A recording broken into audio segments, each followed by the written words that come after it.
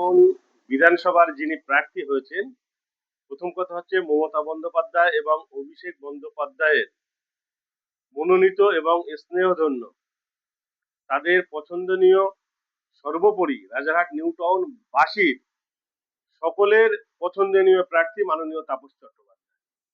তিনি প্রার্থী হয়েছেন বলেই বিগত রমজান মাসে যখন তার নাম ঘোষণা হয়, রাজারহাট নিউ টাউনের যে ধর্মের মানুষ, সেই ধর্ম পালন করতে গিয়ে তার নামে কেউ আশীর্বাদ করেছে, তার নামে কেউ দোয়া চেয়েছে, তার নামে সার্বিকভাবে প্রার্থনা করেছে।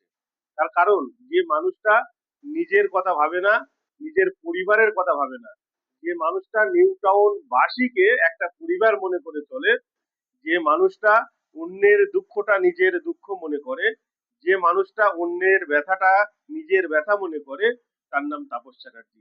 আর তারই সমর্থনে অল্প সময়ের নোটিশে আমাদের মাননীয় ব্লক সভাপতি প্রবীর কর নির্দেশ দিয়েছেন। তার নির্দেশ মেনেই অল্প সময়ের মধ্যে যে যেখান থেকে খবর পেয়েছে দৌড়ে চলে এসেছে। বাইক সহ একাধিক টোটো, মানে যেভাবে লাইন দিয়ে গিয়েছে, তার কথা আমার মুখে বলাটা ঠিক নয়। নিশ্চয়ই ফেসবুকের মাধ্যমে বা অন্যান্য মিডিয়ার মাধ্যমে মানুষজন দেখেছেন।